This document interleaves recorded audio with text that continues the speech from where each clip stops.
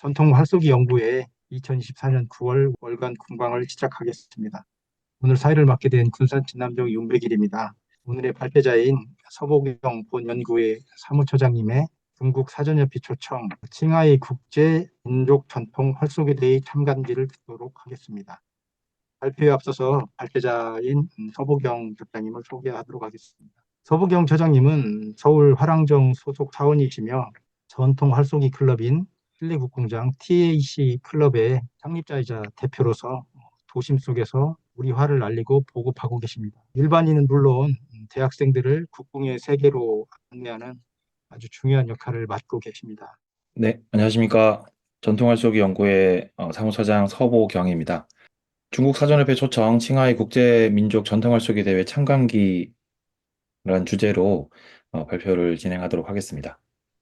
자, 우선 그 참가 대회부터 소개를 잠깐 드리도록 하겠습니다. 다들 그 중국에서 이루어지는 이 전통활쏘기 대회에 대해서 사실 지금 현재 국제 규모의 대회가 한 세 개 정도, 그다음에 그 외에 지역 대회는 더 많이 이제 진행이 되고 있는데도 불구하고 한국에서는 관련된 자료나 소식을 듣기가 좀 어려워가지고 좀 많이 궁금하실 것으로 생각이 되고요. 그래서 어, 뭐 물론 다른 여러 대회들이 있지만은 이번에 이제 참가한 대회인 중국 칭하이 국제민족 전통활쏘기 클래식이라는 대회에 대해서 잠깐 소개해 드리도록 하겠습니다. 대회의 정식 명칭은 중국 칭하이国际 민족传统 射箭 징잉사이라고 합니다. 이 마지막에 있는 징잉사이라고 하는 요게 이제 우리가 보통 뭐 테니스 경기 같은 거 하면은 무슨 무슨 클래식이라고 이렇게 부르는 그런 이제 경기에 대한 이제 번역어로 쓰이더라고요. 근데 뭐 이름 자체는 뭐 클래식이라고 한다고 해서 뭐 특별히 뭐 다른 게 있는 건 아니고요. 마찬가지로 그냥 활쏘기 대회라고 생각을 하시면 되겠습니다. 뒤에도 설명드리겠습니다만은 이 대회가 국제 민족 전통 활쏘기 이 대회이지 않습니까? 그래가지고 이 국제라고 하는 타이틀을 가진 만큼 전 세계에서 한 21개 나라에서 이제 전통 활쏘기 공사들을 초청해가지고 진행하는 국제 대회로서 열립니다.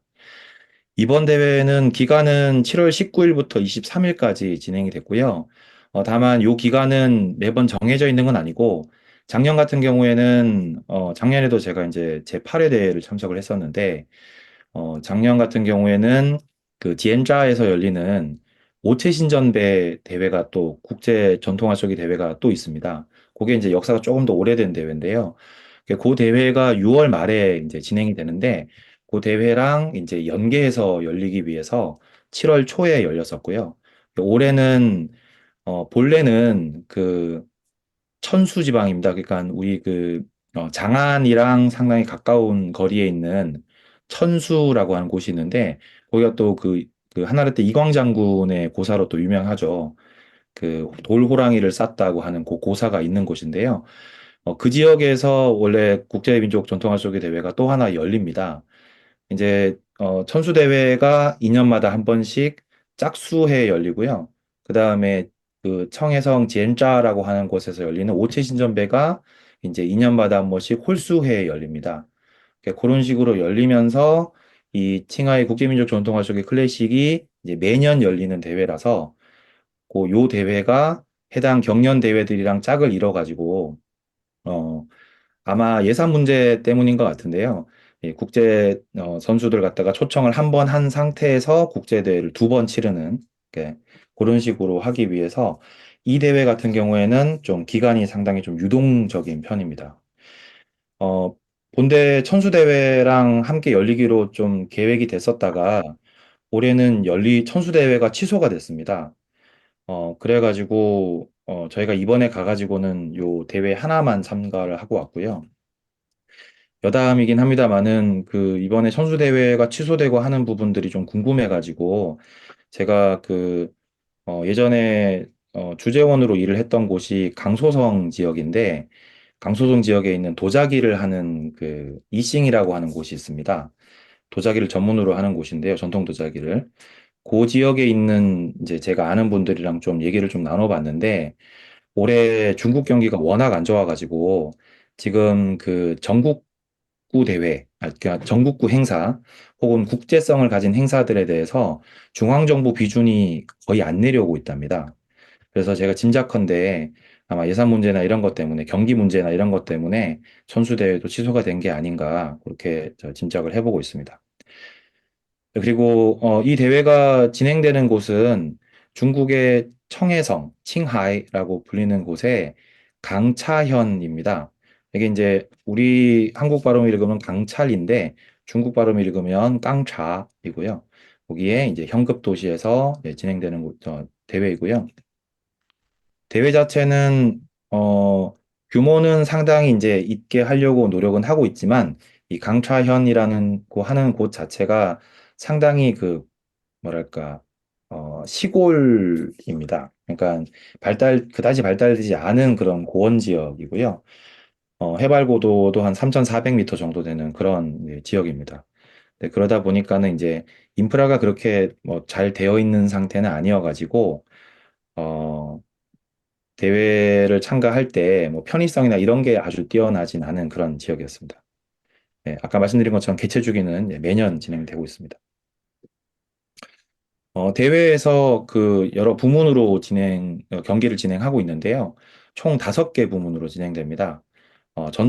현대 전통궁 5인조 경기가 있고, 현대 전통궁 여자단체 10인조 경기가 있고, 우각궁, 그러니까는 각궁이죠. 각궁 남자단체 10인조 경기가 있고, 리커브 보우 남자단체 12조 경기가 있고, 컴파운드 보우 남자단체 12조 경기가 있습니다.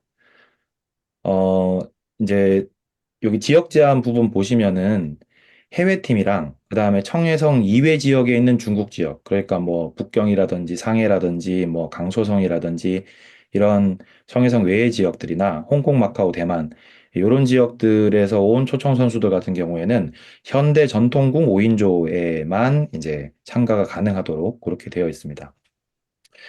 현대전통궁이라고 하는 게 조금 이제 우리나라에는 없는 좀 독특한 그런 그 부문인데요.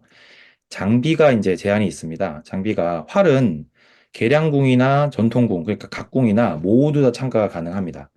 다만 화살은 카본실을 사용할 수가 없고요. 반드시 죽시 또는 목시를 사용하도록 돼 있고 대회 규정에 따르면은 깃은 반드시 천연 깃으로 해야 되고, 그 다음에 온이는 플라스틱 같은 거 사용할 수가 없고, 천연 소재 온이로 해야 된다라고 규정이 돼 있습니다. 물론 이제 저희가 경기를 참가해 보면, 뭐 좀 그렇게까지 이거를 뭐 딱 그 지키는 것 같진 않습니다. 그러니까 적당히 이 살대만 죽시나 목시, 대나무나 나무 재질이면은 그리고 깃이 그 천연깃과 유사한 그런 형태면 대부분 참여를 하고 계시더라고요. 아무튼 그렇고요. 그 다음에 현대전통부 같은 경우는 사거리는 50m입니다. 50m고 경기 방식은 저희가 총 36발을 쐈고요. 한 라운드에 6발씩 해가지고 총 6라운드 진행을 해서 총 36발입니다. 그리고 점수 합산 방식으로 진행되고요. 그 다음에 관역은 민족궁 대회라고 해가지고 특별한 무슨 관역을 사용한 게 아니고 올림픽 그 리커브 보호 종목에서 사용하는 원형 10점 분할 관역 있지 않습니까? 그 직경 122cm짜리 그거를 그대로 사용을 했습니다. 어, 그리고 현대전통국 여자단체 같은 경우에는 현대전통국 5인조랑 같은 이제 종목인데 그 청해성 내에 있는 여성 팀들만 따로 이제 이렇게 해가지고 아마 그 말씀을 들어봐서는 이제 그 여성들의 활쏘기 참여에도 조금 이제 진흥을 하기 위해서 이렇게 별도로 그 부문을 분리를 한 것 같고요. 그리고 우각궁 남자단체 12조 같은 경우에는 이제 전통적인 그 각궁을 사용해서 진행하는 10인조 경기고요. 요거는 이제 각궁만 사용할 수 있고 그 다음에 화살은 죽시 또는 목시만 사용을 할 수 있습니다. 요 우각궁 같은 경우에는 좀 작년에 제가 이제 올해 들은 건 아니고요. 작년에 제가 들었던 재밌는 그 얘기가 있었는데 각궁을 지금 요 우각공 경기 같은 게 있으면 요게 그 참여를 하기 위해서는 각공을 만들고 또 살 수 있고 뭐 이래야 되지 않겠냐. 각공은 주로 어떤 걸 사용하느냐, 뭐 언제 만들어진 걸 사용하느냐, 이런 식으로 좀 물어봤거든요. 근데 대부분의 선수들이 각공을 새로 만들어진 각공을 잘 사용하지 않고 집안에서 그냥 전해지고 있는 대대로 사용해 오던 각공을 사용한다 하더라고요. 근데 그 이유를 물어보니까 지금 현대에 만들어진 각궁보다 이제 예전에 집안 대대로 사용해 오던 각궁이 성능이 훨씬 좋답니다. 네, 그래가지고 지금 이제 그렇게 좀 하고 있다고 들었고요. 그래서 그 연습할 때는 또 그 본인 그러니까 집에서 전해지는 그 오래된 각궁을 잘 사용하지 않는답니다. 혹시라도 그게 파손이 되거나 하면 상당히 문제가 되기 때문에 그러니까 집에 잘 이렇게 보관을 해놨다가 그러다가 이제 대회 때 가져 나와 가지고 이제 좀 사용한다. 뭐 이런 얘기를 작년에 들은 적이 있습니다. 그리고 전통공 대회라고 돼 있는데 리커브 보우랑 컴파운드 보우 종목이 또 있습니다. 리커브 보우 종목 같은 경우에는 이제 어 적이 없고요. 어, 우리가 보통 얘기하는 리커브 보우 종목처럼 그 조종기라든지 이런 건 달려 있지 않고 어 저기 WAF 규정에 따르면은 얘기하는 어, 베어보우에 해당하는 네, 그렇지만은 클리커는 달려 있는 좀 독특한 형태의 그런 리커브 보우를 사용하는 거고 요 대회 요거랑 그다음에 컴파운드 보우 대회 같은 경우에는 계량시도 사용할 수 있도록 그렇게 되어 있습니다.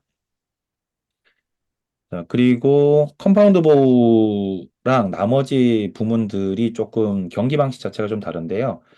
나머지 네 개 부문들은 아까 말씀드렸던 점수 환산 방식의 122cm짜리 올림픽 그 원형 관역을 사용하는 그런 대회를 치르게 되는데 컴파운드 보우 같은 경우에는 장족 전통의 투바 관역이라고 있습니다. 예, 가로 70cm, 세로 80cm짜리 삼각형 관역이고요. 이 삼각형 관역에 이제 제일 삼각형 꼭지점 상단에 맞추면 무조건 승리하는 그러니까 꼭지점 끝과 가까운 화살을 꽂을수록 승리하는 그런 독특한 경기 방식이 있는데 그 방식으로 경기를 진행을 했습니다. 상금이 이제 우리나라 이제 전통화 속기 대회에 비하면 조금 큰 편입니다. 현대전통은 5인조 같은 경우에는 단체전 상금이 총 상금 35,500위엔이었고요. 중국 네, 위엔화 기준으로 하나로는 한 6,700만 원 정도 됐었고요. 그리고 단체전 1위 했을 경우에는 1만 위엔 정도였고 하나로 약 190만 원 정도였고요. 또 현대전통공은 개인전 그 시상이 따로 있었습니다. 그 개인전 상금이 총 16,800위엔이었고 하나 320만 원이었고요. 개인전 1위 상금이 5,000위엔, 하나로 약 한 100만 원 정도, 그 정도였습니다. 요거는 이제 그 지엔자에서 진행하는 오체 신전배랑 비교해 보면은 조금 적은 편입니다.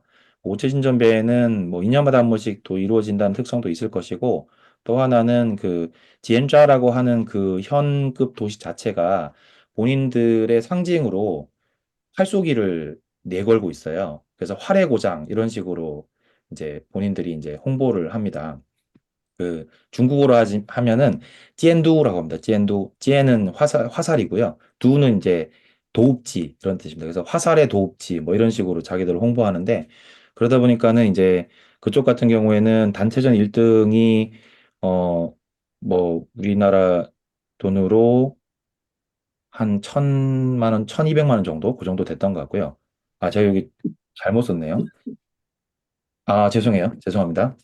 이게 단체전 1위가 우리나라 돈으로 어 300만 원 조금 넘었던 것 같고요. 그 다음에 개인전 1위가 이제 한화로 한 120만 원 그 정도 됐던 것 같습니다. 그래서 여기보단 조금 더 네, 상금이 좀 컸습니다.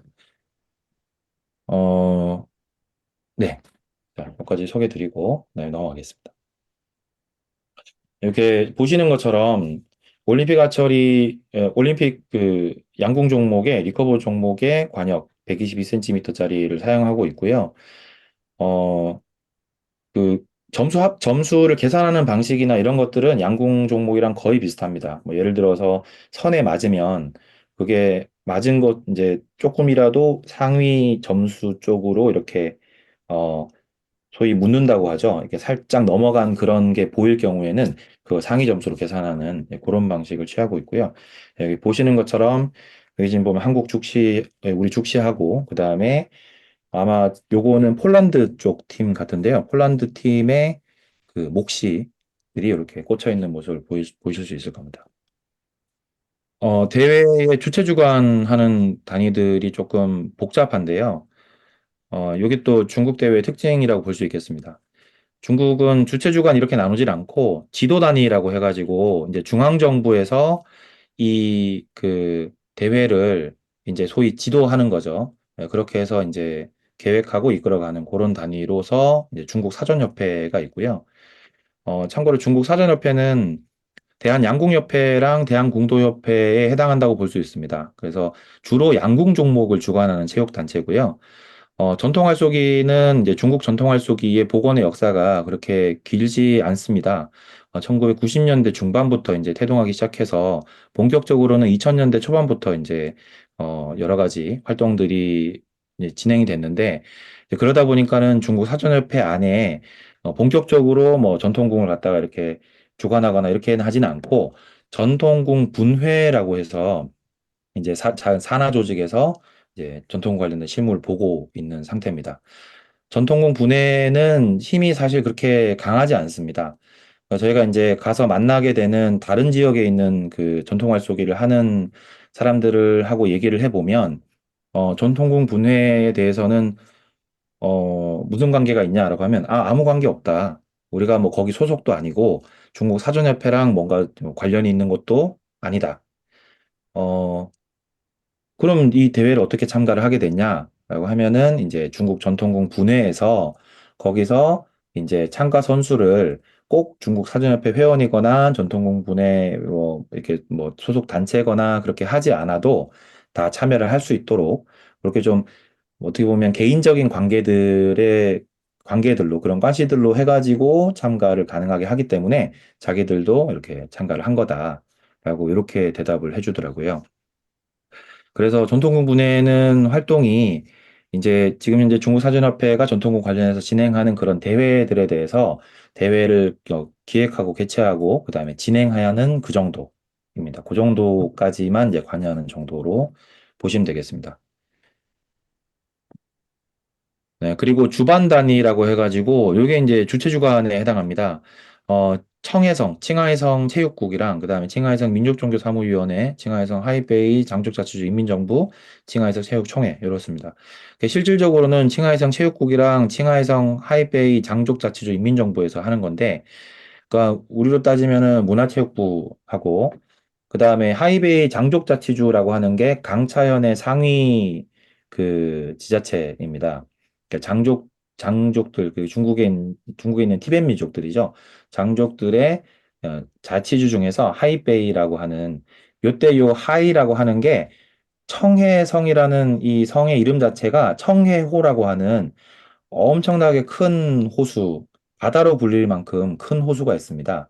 요 호수의 북쪽 지역에 있는 장족 자치주여서 이제 해북, 즉 하이베이라고 불리는 거고요. 그래서 저기 해북, 그 다음에 해남, 뭐 이런 식으로 해서 이 청해호를 중심으로 해가지고 여러 개의 장족 자치주들이 있습니다. 그 디엔자현 같은 경우에도 그러니까 그 오체신전배 2년마다 한 번씩 열리는 오체신전배를 진행하는 디엔자현 같은 경우에도 이제 그 황난이라고 하는 이 청해성의 서남 쪽에 있는 장족자치주에 속해 있는 현입니다. 어쨌든 예, 이제 사실은 여기 전체에서 가장 이제 일을 많이 하는 곳은 청해성 하이베이 장족자치주 인민정부라고 볼 수 있고요. 그리고 청해성 체육총회도 관련이 되어 있습니다. 체육총회가 우리로 따지면 체육회 정도에 해당한다고 보시면 되겠습니다.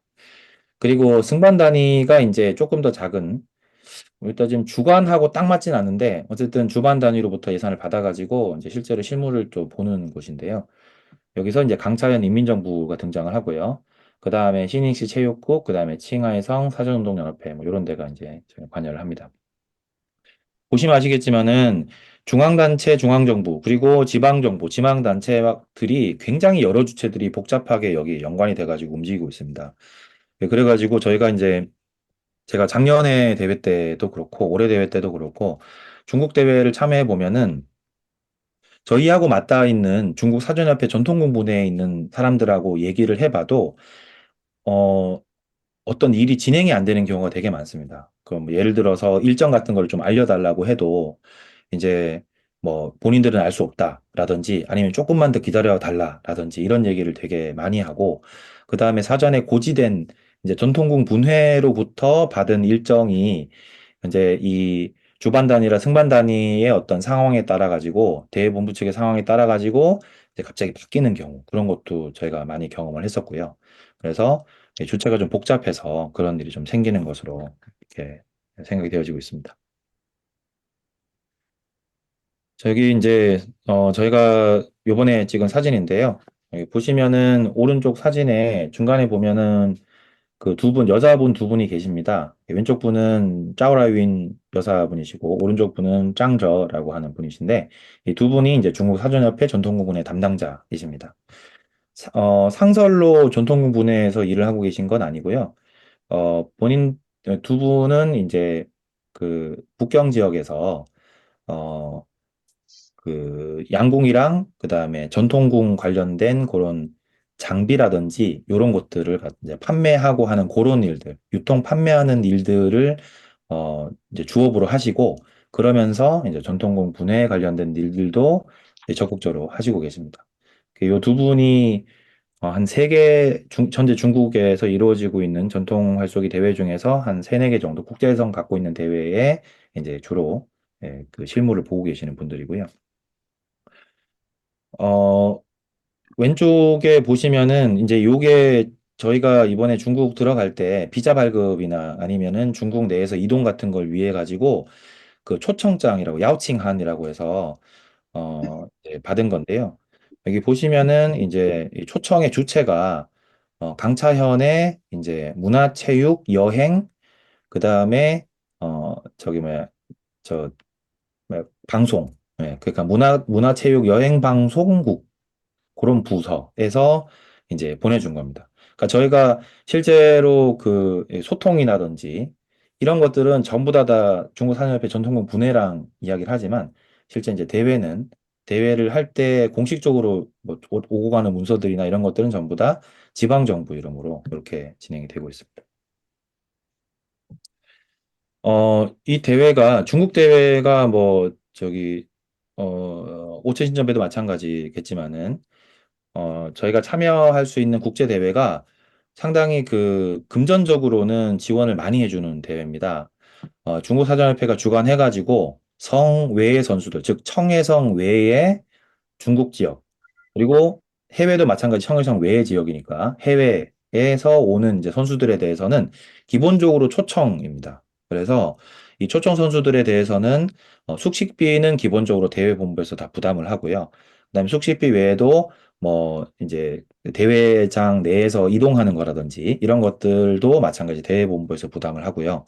거기에 더불어서 해외 선수들 같은 경우에는 왕복 교통비를 500달러까지 추가로 지급을 하고 있습니다. 1인당 500달러입니다.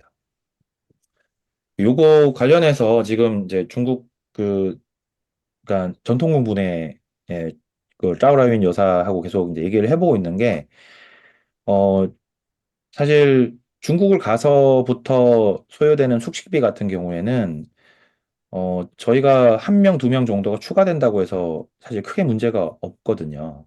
네. 그래서 실제 그쪽에서도 없다고 하셨고. 그러니까 이제 왕복 교통비가 1인당 500달러니까 5명이면 2,500달러잖아요. 요거 안에서 항공권을 어떻게 잘 이렇게 너네들이 해서 오면 그러면은 선수 5명에다가 이제 코치 뭐 감독 혹은 인솔자 겸 해가지고 한 명 정도 더 이렇게 오게 할 수 있을 것 같다라는 얘기를 좀 해주셔가지고 그래서 그 부분에서는 내년에는 아마 그게 좀 실현이 돼서 네, 좀 움직이게 되지 않을까 그렇게 좀 희망을 해보고 있습니다. 이번에 성해 선수 같은 경우에는 해외 참가는 총 21개 팀이 참가를 했습니다. 여기 보시면 벨라루스부터 시작해가지고 쭉 뭐 유럽이랑 그 다음에 뭐 중앙아시아, 아프리카, 아시아 뭐 이렇게 여러 국가들이 참가를 했는데요. 그 중에서 조금 좀 주목할 만한 곳이 여기 쭉 가다 보면 몽고가 있습니다. 몽고 같은 경우는 여기서 이제 외몽고를 얘기하는 거고요. 이 몽고 팀 같은 경우에는 항상 좀 그 상위의 랭크가 됩니다. 아무래도 활족이랑 좀 친하고 그 다음에 또 이 전문적으로 이런 근사를 하시는 분들도 계시고 해가지고 상당히 높은 수준에 있고요. 그 다음에 말레이시아 같은 경우에는 아마 페이스북 활동을 하시는 분들, 인스타 활동 하시는 분들 같은 경우에는 또 잘 아실 텐데, 지금 현재 말레이시아가 전통 알쏘기가 상당히 많이 이제 중흥이 돼 있습니다. 그래가지고, 여기서 이제 오는 팀들 같은 경우에는 이제 상당히 전문적인 수준의 그런 지식도 가지고 있고, 네, 그렇게 오는 팀들이고요. 그 다음에 쭉 가면 폴란드 팀, 이번에 폴란드 팀이 사실 예전에도 폴란드 팀이 상당히 전문적인 지식과 그 다음에 좋은 수준의 장비 이런 것들을 가지고 오긴 했는데 작년 같은 경우에는 그렇게 실력이 뛰어난 선수들이 못 오신 것 같아요. 근데 올해는 여기 왔던 유럽, 아시아 국가 포함해가지고 상당히 상위권에 물론 이제 전체로는 순위에 못 들었지만 상당히 상위권에 오를 정도로 선수들을 좀 잘 선별해서 온 것 같고요.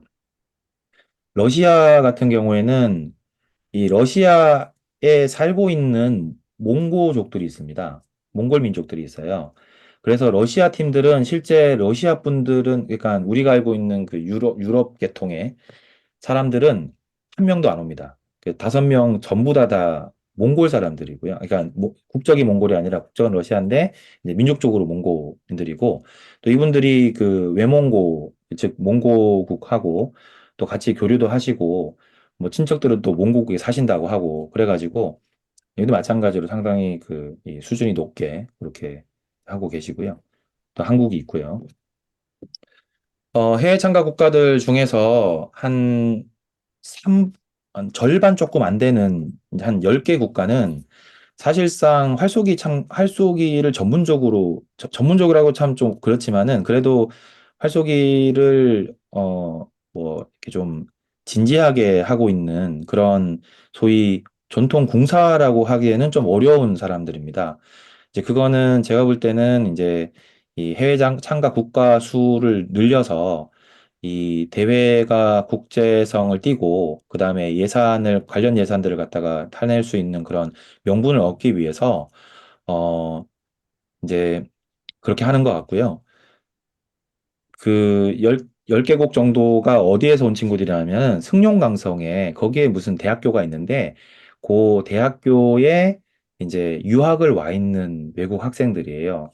그 외국 학생들을 이제 초청해가지고 대회를 좀 참가를 하게 그렇게 하고 있는데 뭐 몇몇 친구들은 그래도 나름 또 그게 개인의 호승심이든 아니면은 뭐 또 관심의 제고든 해가지고 나름 활동에 대해서 진지하게 보려고 하는 그런 좀 분위기도 있는데 또 아닌 친구들은 그냥 뭐 반쯤도 아니죠. 정말 그냥 놀러 온 그런 느낌으로 왔다가 그냥 뭐 재미삼아 쏘다가 그냥 집으로 가는 약간 본인 학교로 돌아가는 좀 그런 느낌이 좀 있었습니다. 뭐 에티오피아라든지 아니면 네팔, 파키스탄 뭐 이런 곳이라든지 사우디아라비아나 아니면 남수단, 뭐 스리랑카 뭐 이런 데가 좀 그런 나라들이고요. 자, 그리고 중국 기타 지역들 성해 선수에 해당하는 중국 기타 지역들은 22개 팀이 참가를 했습니다. 요 중에서 이제 흑룡강성에서 이번에 개인전 1등이 나왔고요. 360점 만점에 299점으로 개인전 1등 했습니다.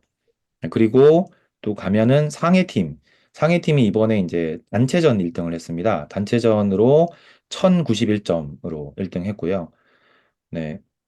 상당히 이제 1091점 정도면은 한 사람당 평균 200점 이상 살짝 넘게 쌓아야 되는데 그 정도면 상당히 음 뭐랄까 높은 점수로 1등을 한 거라서 상당히 놀랐습니다.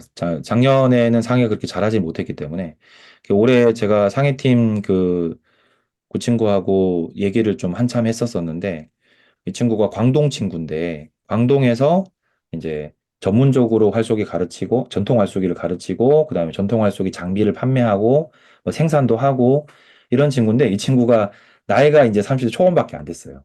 예, 근데 상당히 전통 활쏘기에 관심이 많고, 한국의 활쏘기에도 관심이 많고, 한국에서 진행되는 국제 경기에 대해서도 상당히 관심이 많더라고요.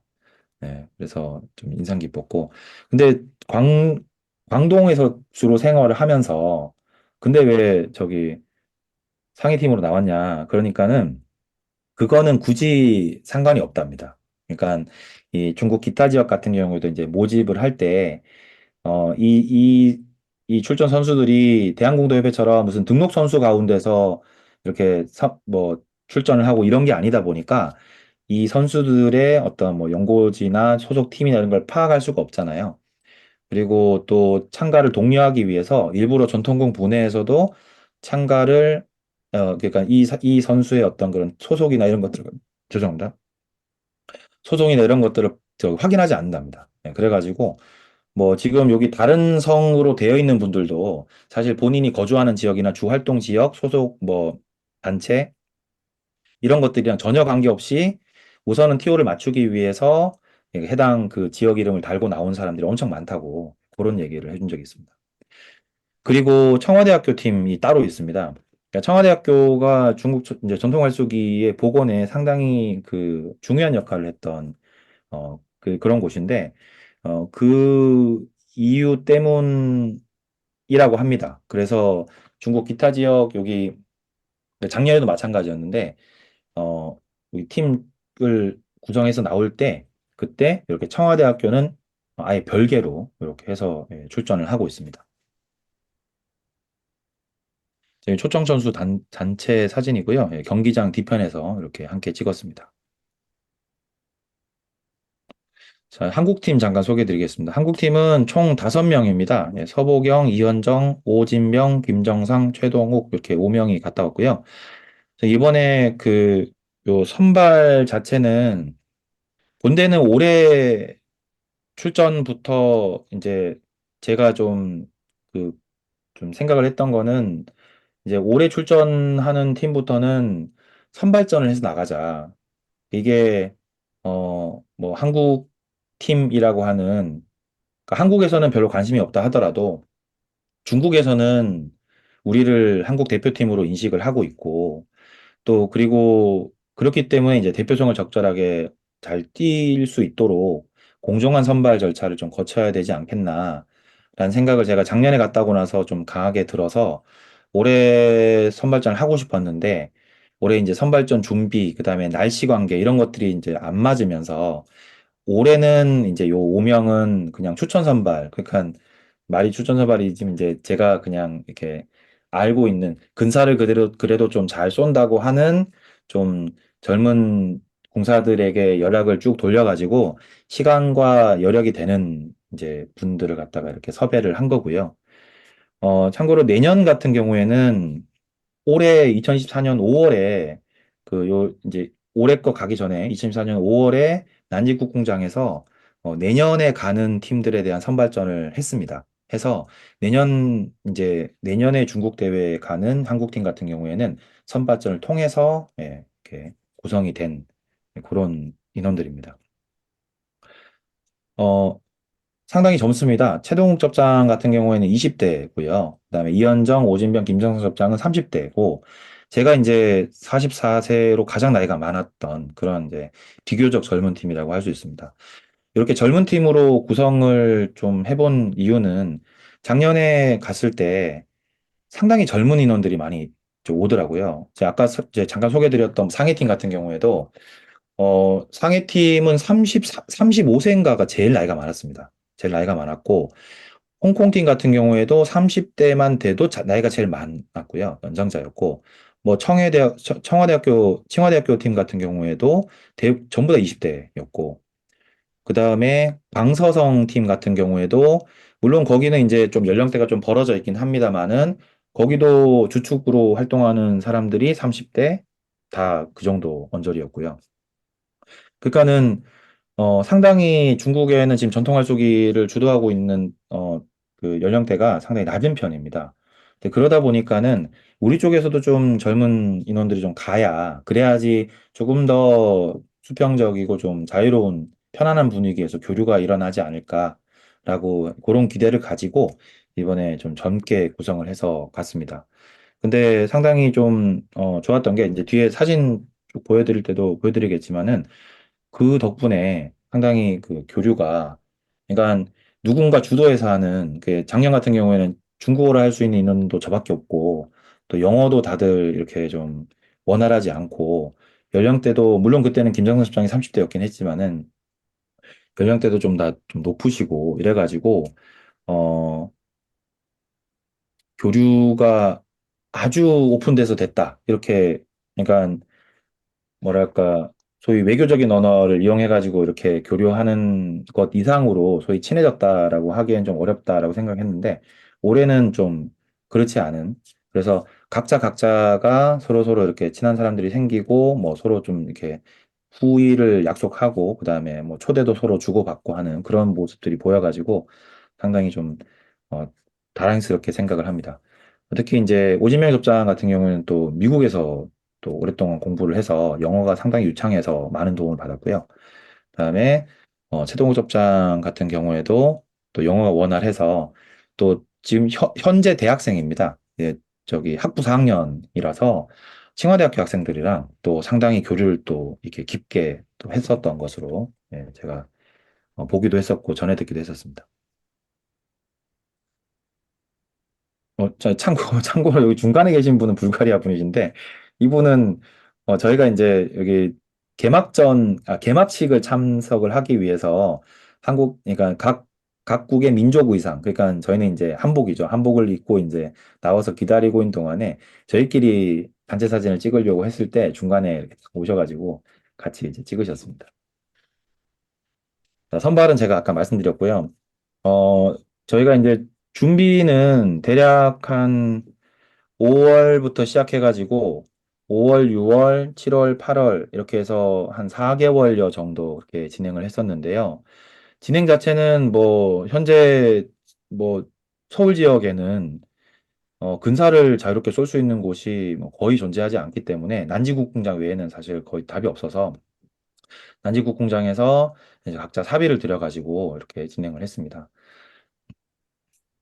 진행하는 동안에 제일 좀 어려웠던 부분은 진행을 할 수 있도록 난지국공장에서도 많이 배려를 해주셨고요. 이재선 대표님께서 많이 배려를 해주셨고, 그 다음에, 저희도 또, 이제, 저 같은 경우에는 또 많이 뭐 연습을 못했지만은, 다른 이 선수들 같은 경우에도 상당히 본인 스스로 시간도 내고, 그 다음에 저기, 이 활터 이용 비용도 내고 하면서 열심히 연습을 했습니다.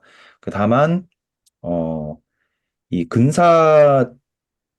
근사를 전문적으로 쏠 수 있도록 특히 이 전통활로 쏘는 근사의 특성을 좀 고려해가지고 좀 준비가 되어 있는 그런 이 연습장 또는 경기장은 아니다 보니까 이게 쏘면은 화살이 빗나가면 전부 다 화살이 이 잔디 밑으로 다 이렇게 쏙 들어가 버립니다.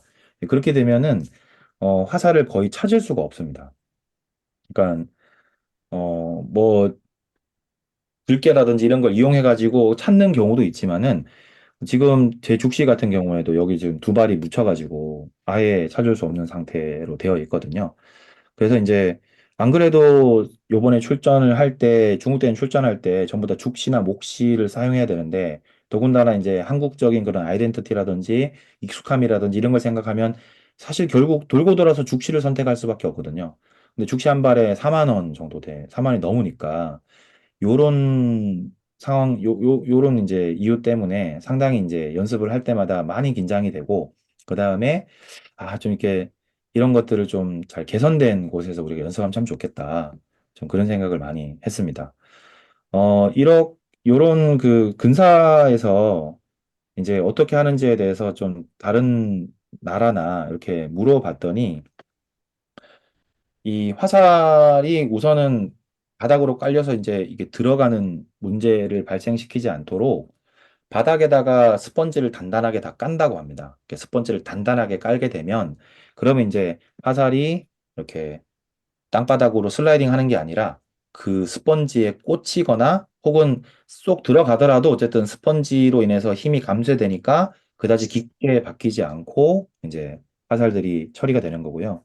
그 다음에 뒤로 빠지는 화살 같은 경우에는 그거는 이제 근데 대부분 나라들이 똑같더라고요. 그러니까 그냥 이렇게 방시망이라고 해가지고 그물망을 쳐가지고 뒤쪽으로 빠지지 않게 한다고 그렇게 얘기를 들었는데 그물망도 이제 설치의 용이성이나 이런 데 대한 문제가 있고 그 다음에 그 바닥에 있는 스펀지 같은 경우에도 네, 조금 그런 부분이 있어서 난지에서는 물론 이제 별도의 근사를 위한 그런 공간이 뭐 빠른 시일 내에 뭐 안 생길 거라서 생기긴 힘들 거라서 내년 대회 준비도 아마 내후년 대회 준비도 다 난지에서 해야 될 건데요. 어쨌든 그때 준비할 때 그때 말씀드렸던 요런 그 안전 장치들을 이용해 가지고 좀 마음 편하게 연습할 수 있도록 그렇게 좀 생각을 해보고 있습니다. 자, 대회 실제로 참가한 내용 잠깐 소개해 드리겠습니다. 7월 19일 날 오전입니다. 아침에 이제 인천에서 출발해가지고, 중간에 저기, 정저우에서 이제 비행기를 한번 갈아타야 되는데, 좀뭐 중국 국내선이 상당히 자주 발생하는 일이긴 합니다. 그러니까 지연이 발생해가지고, 그래서 정저우 공항에서 상당히 늦게까지, 저녁까지 대기를 하다가, 이제 저녁 늦게 비행기를 타고, 청해성으로 들어가려 그러면 시닝이라고 하는 청해성의 성도가 있습니다. 그 청해성의 그 중심 도시죠. 그 시닝시에 있는 이제 차오지아바오라고 하는 그 공항이 있는데 그 공항으로 이제 들어가야 됩니다. 그 공항에 거의 10시 가까이 돼가지고 들어갔고요. 그리고 나서 거기서 이제 버스 타고 강차역까지 보통 3시간 반 정도 걸리거든요. 그래서 한 3시간 반 정도 걸려가지고 새벽 1시 정도인가 그때 도착을 한 것으로 기억이 됩니다. 첫날부터 쉽지가 않았고요. 근데 다만 요거는 이후에 이제 중국 대회에 관심 있는 분들을 위해서 좀 말씀을 드리자면 어, 중국은 내륙 지역에서 기상 상황이 상당히 급박하게 바뀌는 경우가 많습니다. 그래서 그거는 뭐 중국의 시스템 문제나 이런 게 아니고 지금 이제 중국은 성간 이동 같은 경우에는, 기차보다 이제 비행기를 더 많이 탈 정도로 이 비행기 시스템은 나쁘지 않습니다. 네, 그래서, 어, 그런 거에 대한 문제가 아니고 기상 상황 때문에 생기는 문제이기 때문에 이거는 어떻게 대비를 해도 발생할 수밖에 없습니다. 지연 같은 경우에는 특히 중국의 내륙을 넘어가는 청해성 같은 경우에 그러니까 저희도 이번에 그 만난 저기 강우 전선이 어디였냐면은 내우 막 이렇게 친다고 해서 못 갔거든요. 근데 그 전선이 장안이죠, 서안. 서안 쪽을 이렇게 두르고 있는 긴 선이 생겨가지고, 긴 내부 전선이 생겨가지고 저희가 못 넘어간 건데, 혹시 그쪽 지역을 넘어가실 계획이시다 하면, 반드시 지연에 대한 대비는 좀 시간적 여유를 가지고 충분히 해두셔야 될 것 같습니다. 그리고 이제 다음날 돼서 9월 20일 날 이제 저녁 돼가지고 이제 개막식 일정을 진행했습니다. 이게 아마 작년에 이게 개막식이 낮에 있었거든요. 근데 낮 시간에 이 강차현이 해발고도 3,400m가 되는 상당히 고원 지역이에요. 이제 그러다 보니까는 낮 시간에 햇살이 너무 따갑습니다. 너무 따갑고 힘들고 이래가지고 많은 사람들이 고생을 좀 했었고 이제 그러다 보니까는 개막식을 좀 짧게 끝내고 뭐 이런 분위기가 있었는데 그거를 갖다가 이제 저녁으로 바꿔가지고 개막식을 진행을 좀 한 것 같아요. 그래서 저희가 개막식 저녁에 진행했고요. 이따 뒤에 사진 보여드리겠지만은 이제 개막식 할 때는 저희가 전통복장 입고 좀 행진하고 그러니까 퍼레이드 하는 그런 시간도 있고 좀 그렇습니다. 그리고 이제 7월 21일부터 20일까지 이제 경기 진행했습니다. 그리고 7월 23일 날 저녁에 이제 폐막식 하고, 그리고 나서 7월 23일 날 밤에 이제 시닝 쪽으로 차오지아바 공항으로 저희가 이동을 해서 7월 24일 날 대략 한 오후쯤 해가지고 이제 거기서 비행기 띄워서 어, 저녁에 거의 한 9시 정도 됐습니다. 9시, 10시 정도에 인천에 도착을 했습니다. 다행히 돌아오는 길에는 뭐 지연은 없어가지고 네, 잘 왔습니다. 자, 요거는 이제 이번에 그 대회 가니까 이렇게 사인보드를 저 준비를 했더라고요. 그래가지고 여기 보이시는지 모르겠지만은 왼편에 보면은 제일 왼편 어 절반에서 조금 왼편 쪽에 위에 보면은 코리아라고 적혀 있어요.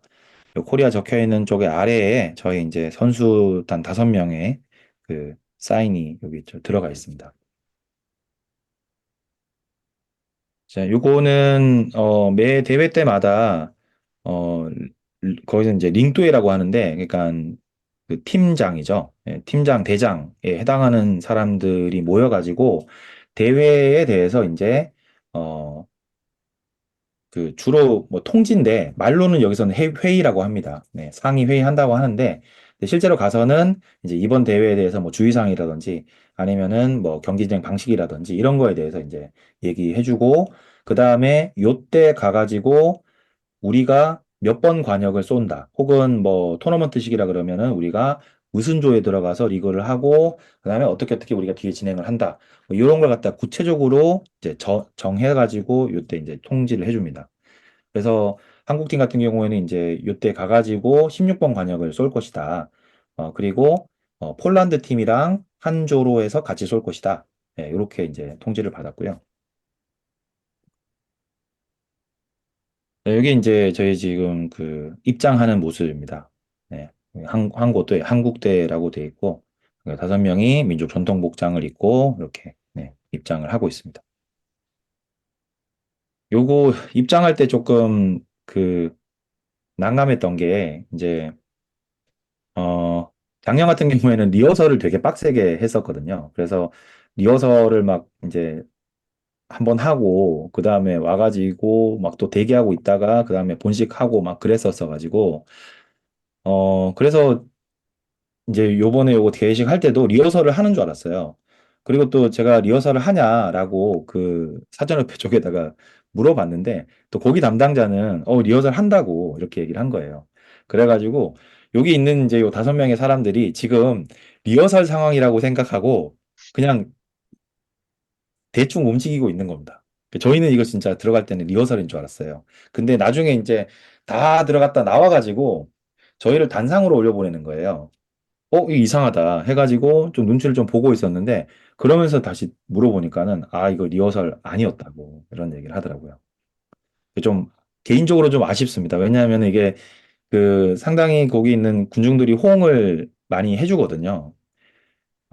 뭐 꼭 한국이라서 호응을 해준다 이렇게 생각을 뭐 할 필요는 없겠지만 그래도 보면은 다른 나라에 비해서 한국 팀이 들어왔다 뭐 이런 식으로 장내 아나운서가 얘기하면 함성 소리가 좀 더 커져요. 그렇기 때문에 또 이렇게 들어가면서 또 좀 적극적으로 이렇게 좀 그 피드 저기 이렇게 좀 그 호응을 하게 되는데 그렇게 해줬어야 되는데 저희가 이제 리허설이라고 생각을 했으니까 좀 그냥 좀 시큰둥하게 좀 지나간 면이 있습니다. 그래서 좀 많이 아쉽습니다. 이거는 이제 개막식 장면입니다. 이렇게 장족 전통의 그런 춤들을 보여주기도 하고요. 그다음에 강차현이 목축 중심의 그런 지역이에요. 그래서 현 자체가 이렇게 그다지 발달되지 않은 이유도 이 대부분 사람들이 목축을 하고 있기 때문에 네, 이 이외의 지역에 다들 이렇게 넓게 퍼져 살거든요. 그러다 보니까는 이렇게 개막식에 예, 양들 그다음에 뒤에 보면 야크도 막 나와요. 야크 그다음에 말탄 기수들 이런 이제 퍼레이드에 요런 내용들이 같이 들어가 있습니다. 심지어는 그 이번에 시상할 때 그때 그 1등 각 부문 1등 같은 경우에는 양을 한 마리씩 그 선물로 줬어요. 근데 어 아까 이제 보셨겠지만은 그 현대전통국 5인조 제외하면 나머지 부문들은 다 장족분들이시기 때문에 그러니까 청해성 내의 분들이시기 때문에 그분들은 대부분 목축의 업에 종사하시거든요. 그래서 이제 양을 다루는 게 되게 능숙하신 것 같아요. 그러니까 이제 양을 선물로 받아도 본인이 이렇게 탁 잡고 심지어 양을 그 시상대에다 올려줬거든요. 근데 그걸 딱 잡고 본인이 이렇게 딱 제어를 해가지고 이렇게 딱 가시는 걸 봐서는 뭐 어떤 식으로도 활용을 하시겠다 이렇게 생각을 했는데 상해팀 같은 경우에 그 상해에서 온 팀들인데 그 팀들한테도 양을 줘버린 겁니다. 그래가지고 그 팀들은 그걸 어떻게 처리를 할지는 네, 지금 제가 못 물어봤는데 뭐 알아서 했을 것이라고 믿고 있습니다. 자, 요거는 대회하는 장면이고요. 지금 요 영상입니다. 영상 틀어서 같이 한번 보시겠습니다.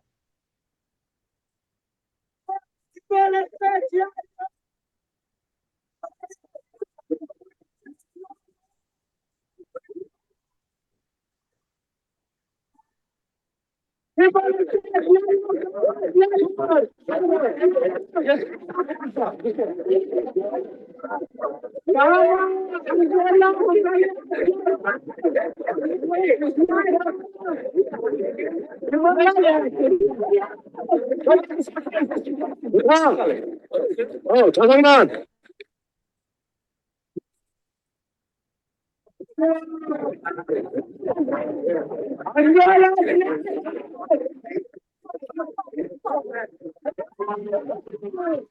오른쪽, 오른쪽, 오른쪽. 아니야, 아니야, 맞았어, 맞았어. 맞았어.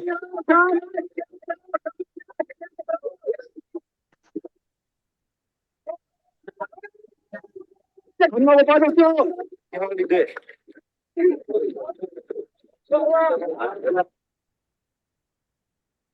네, 그 지금 영상 소리가 전달이 되는지 모르겠는데 장내가 엄청나게 시끄럽습니다. 그러니까 뭐 조용히 활을 쏘는 그런 분위기는 절대 아니고요. 어, 대략 한 70명 정도 되는 공사들이 이제 해당 라운드가 시작되면은 전체적으로 쫙 나와가지고 순서 상관없이 그냥 그 240초 동안 본인이 가지고 있는 6발의 화살을 그냥 쏘고 나오는 거기 때문에 일단은 그런 분위기도 좀 어수선하고요. 그 다음에 뒤쪽에서 이제 그 응원을 한다거나 아니면은 뭐 코칭을 한다거나 이런 거에 대한 제한도 전혀 없기 때문에 상대가 굉장히 시끄럽습니다. 근데 좀 더 시끄러웠던 이유는 뭐냐면 사실 중국 이제 이 저희가 있던 16번 관역의 오른편에 20번 관역 이상 같은 경우에는 그 중국의 성외 지역에 있는 그 팀들 있었거든요.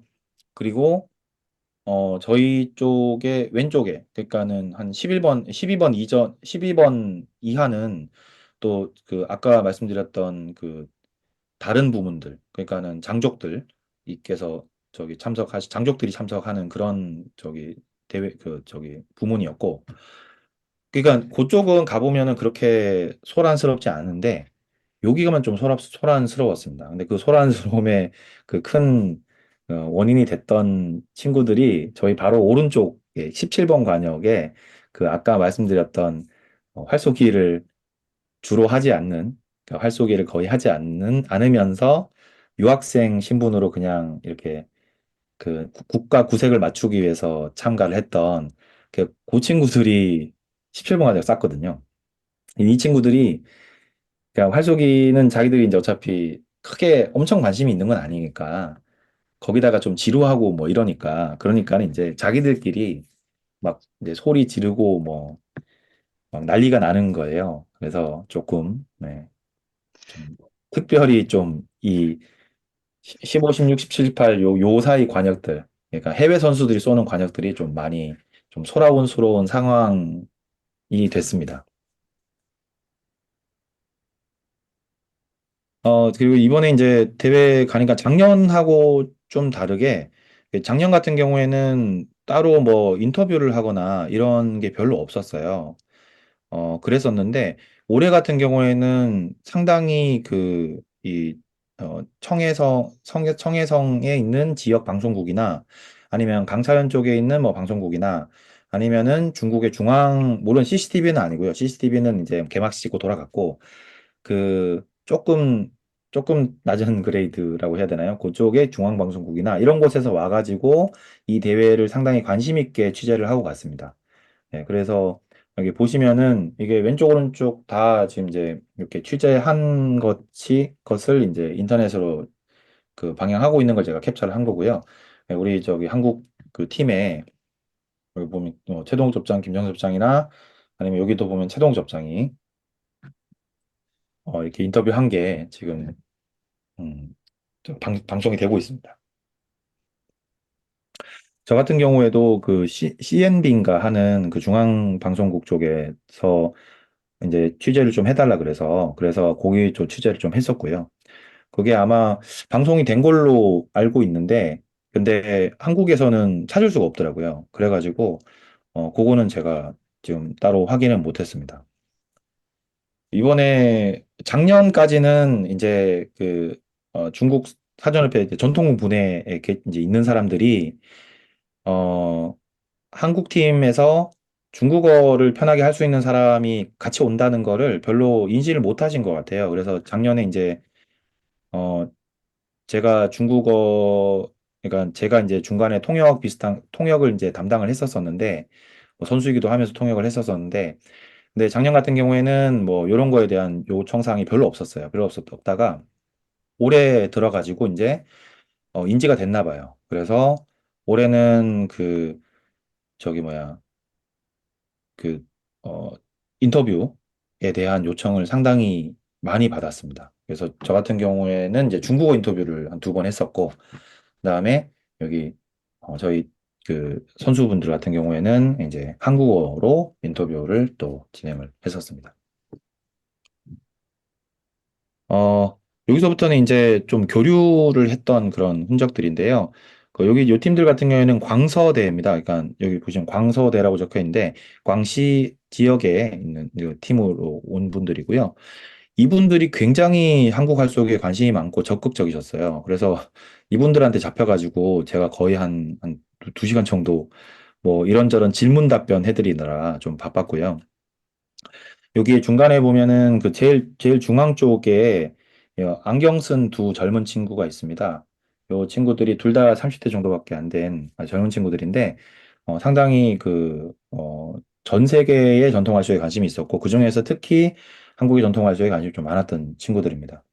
근데 이 친구들 얘기를 들어봤을 때 그런 아쉬움을 좀 얘기하더라고요. 그 한국 전통 활동에 대해서 본인들이 너무 궁금하고 알고 싶은데, 근데 자료가 너무 없다. 본인들이 볼 수 있는. 그 예를 들어서 뭐 영어 자료라던가 아니면은 중국어 자료라던가 이런 것들이 좀 너무 없는 게 좀 아쉽고, 만약에 그게 없어도 그걸 좀 접할 수 있는 그런 뭐랄까 경로가 있으면, 예를 들어서 어디 물어볼 곳이라도 있으면 참 좋을 텐데, 그래서 영어로 질의하고 영어로 답변을 받더라도 그렇게 하면 참 좋을 텐데, 그런 경로도 자기들이 잘 찾을 수 없어가지고 좀 아쉽다.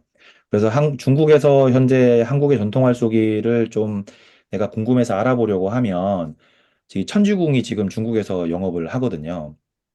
저기 동북 지역에서 지금 영업을 하는데, 그 천지궁에다가 좀 물어본다거나 이렇게 할 수밖에 없다고 얘기를 하더라고요. 근데 그마저도 사실 천지궁에서 중국어가 원활하게 가능한 담당자분이 그렇게 그 잘 모르신대요. 그 무슨 어떤 이유에서인지 모르겠는데 본인들이 원하는 그런 수준의 대답은 못 해주시나 봐요. 그래가지고 되게 답답했었다고. 그래서 이제 중국어를 좀 할 줄 아는 이제 공사를 만나니까 이제 이게 그 질문 보따리가 터져가지고, 그래서 상당히 오랫동안 얘기를 하고 왔습니다. 그래서 결국은 이제 또 우리 숙각지가 우리나라에만 있잖아요. 그래서 숙각지도 하나 선물로 주고, 그러니까 저는 숙각지 하나를 선물로 줬을 뿐인데 이 친구들은 이제 그, 그 술록의 뿔로 만든 그 탄옥이라고 하거든요. 탄옥 각으로 만든 뭐 깍지라든지 이런 걸 갖다가 깍지를 거의 저한테 한 6개를 갖다가 선물로 줬어요. 그래서 너무 고맙다고 이렇게 서로 이렇게 얘기하고 그렇게 마쳤고요. 그다음에 저희가 대회가 끝나고 나면은 화살도 많이 교환을 합니다. 네, 화살을 교환을 할 때 다른 데 화살은 그냥 뭐 늘상 보던 몫을 받게 되거나 아니면 이제 중국의 소위 말하는 죽시 있잖아요. 그거를 받게 되는데, 사실 이제 중국 죽시 받아가지고 우리나라 죽시 주면 교환비가, 물론 이런 생각하면 안 되지만 교환비가 안 나오는 그런 품질의 죽시를 받게 되는데, 이번에 좀 깜짝 놀랐던 게 여기 사진에 보이시는 분들 중에서 오른쪽에서 두 번째 있으신 분 있죠. 이분 같은 경우에 이분이 이제 만드셔가지고 광서대가 썼던 화살이 합죽전이라 그래가지고 상당히 독특한 화살이었어요. 그러니까 화살을 이렇게 화살 이거 저 시죽을 다섯 조각으로 그대로 쪼개는 거예요. 이렇게 쪼갠 다음에 그 중에서 그 눈이 있는 그러니까 마디에 눈이 있는 그 조각은 빼고 그걸 다 빼버리고 그리고 나서 나머지 부분만 이렇게 모아서 붙여서 만드는 방법. 이게 뭐 새로운 기법이 아니고 이게 전통적으로 있는 기법이라고 합니다. 네, 그렇게 해가지고 죽신데도 불구하고 상당히 허리 힘이 좋으면서 아주 얇은 대가 나오더라고요. 그리고 그거는 돌려봤는데 졸도 굉장히 좋았습니다. 졸 수준이 거의 죽시만큼의 수준이었고요. 그래서 이런 정도까지 이제 중국의 그 전통화과 전통 화살들이 좀 오고 있구나라는 생각을 좀 했습니다. 그래서 이번에 그 요 합죽전 같은 경우에는 몇 발 받아왔었고요. 그래서 지금 좀 보관을 하고 있는데 언젠가 한번 기회가 되면 그거에 대해서도 좀 조사를 해서 좀 말씀을 나눌 수 있는 기회가 있으면 그러면 좋겠습니다. 어쨌든 상당히 인상적이었습니다.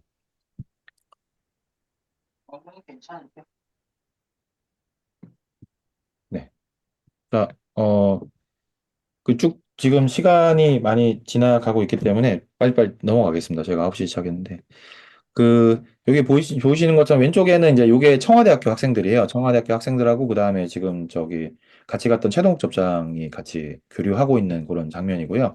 오른쪽 같은 경우에는 그 폴란드 팀이랑 같이 교류를 하고 있습니다. 아마 알아보시는 분 계실 텐데 여기 오른쪽에서 세 번째 있는 중앙에 서시고 계시는 이 형광 노란색 잠바 입으신 분 있죠? 요분 상당히 유명하신 분입니다. 예전에 민족궁 대회 때도 오셨던 분이고요. 예천 때도 오셨던 분이고, 예. 근사, 기사 이런 걸로 다 유명하신 분이에요. 그리고 요 폴란드 팀에서 그 이분이 박물관 하나 준비를 하고 계신다 하시더라고요. 세계 전통 활쏘기를 다 좀 이렇게 볼 수 있는 박물관. 근데 그 중에서 좀 독특한 게 전 세계의 전통 활쏘기 하는 그 관역을 본인이 다 모으셨대요. 심지어는 그 우리 그 국궁 관역 있잖아요. 가로 2m, 세로 66m짜리, 2.66짜리 그 고, 고관역도 본인이 가지고 계시대요. 그래가지고 이제 넓은 땅에다가 각 그 국가 전통 활쏘기의 전통적인 거리와 관역을 그대로 다 설치를 해서 그러니까 그러면 한국 거도 설치해 주냐 그러니까 당연하다고 145m 거리에다가 그거 그냥 설치해 놓을 거라고 그렇게 해가지고 그 해당하는 모든 그 종목들을 갖다가 한 번씩 다 모두가 하는 그런 대회를 좀 계획해 하고 계시다 그러시더라고요. 그래서 이 자리에서 오지명 접장이 상당히 이제 영어도 잘하고 해가지고 상당히 말을 많이 나눴는데 그 덕분에 나중에 저기 요게 대회가 어느 정도 성립이 되면 계획이 되면 좀 연락을 주겠다. 꼭 참석을 해달라. 요런 얘기까지 하고 왔습니다. 그리고 왼쪽 같은 경우에는 왼쪽은 여기 요 친구는 청와대학교 친구고요. 예, 이제 폐막식 때 사진 찍은 거고 그다음에 오른쪽 이 친구들 같은 경우에는 그 저기 뭐야 저기 뭐야, 호남성 팀들입니다. 호남 팀들이고, 요분들은 작년에 봤어요. 그래가지고 올해도 이제 같이 뵙고 인사 나누고, 네, 그렇게 했었습니다. 이게 이제 폐막식 장면이고요. 시상하는 장면입니다. 이날 비가 많이 와가지고 저희가 좀 고생을 많이 했습니다. 네. 그리고 요거 같은 경우에는 제가 사실 요거는 올해 찍은 게 아니고 작년에 찍은 겁니다.